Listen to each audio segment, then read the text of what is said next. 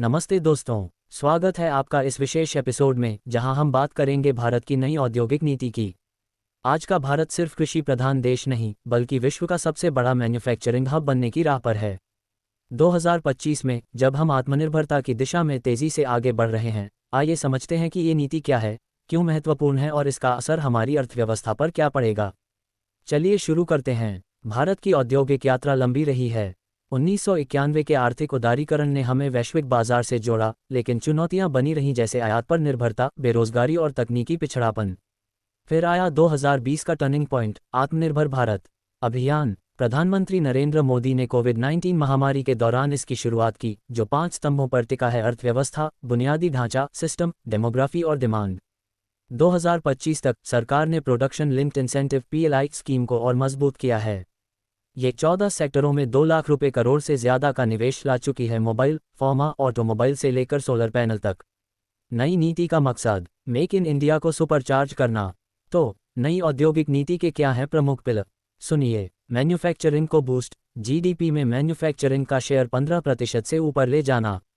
इसके लिए टैक्स छूट, सब्सिडी और लैंड बैंकिंग। उदाहरण, इलेक्ट्रिक व्हीकल्स एफ सेक्टर में 26,000 करोड़ रुपए की पीएलआई, टाटा और ओला जैसी कंपनियां लाखों नौकरियां पैदा कर रही हैं। तकनीक और इनोवेशन, 5G और ग्रीन एनर्जी पर फोकस। 2025 की बजट में राष्ट्रीय मैन्युफैक्चरिंग मिशन लॉन्च हुआ, जो स्टार्टअप्स को 10,000 करोड़ रुपए फंडिंग देगा। अब भारत चिप मैन्युफैक्चरिंग में भी एंटर कर रहा है, ताइवान की TSMC के साथ पार्टनरशिप। एम्प्लॉयमेंट और स्किलिंग, 1 करोड़ नई नौकरियां सृजित करने का लक्ष्य।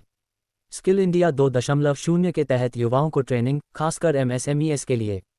सस्टेनेबिलिटी, कार्बन न्यूट्रल मैन्युफैक्चरिंग, 2030 तक 50% रिन्यूएबल एनर्जी पर निर्भर फैक्ट्रियां। ये नीति भारत को चाइना का विकल्प बनाएगी। निर्यात दोगुना हो चुका है 2024-25 में $450 बिलियन। सेक्शन 3, चुनौतियां और भविष्य। Voice over. हाँ, चुनौतियां हैं जैसे labour law reforms, infrastructure gap और ग्लोबल ट्रेड वॉर। लेकिन सरकार का प्लान साफ है: 2047 तक विकसित भारत। 2025 के अपडेट्स में FDI लिमिट्स को 100% किया गया है, जो विदेशी निवेश को आमंत्रित करेगा। परिणाम, 2025 में भारत की GDP ग्रोथ 7% से ऊपर रहने की उम्मीद। युवा उद्यमी, ये आपका समय है। दोस्तों, भारत की नई औद्योगिक नीति सिर्फ नीति नहीं बल्कि एक सपना है आत्मनिर्भरता का। अगर आप इसमें योगदान देना चाहते हैं तो DPIIT वेबसाइट चेक करें या अपना स्टार्टअप शुरू करें। लाइक, शेयर और सब्सक्राइब करें। जय हिंद।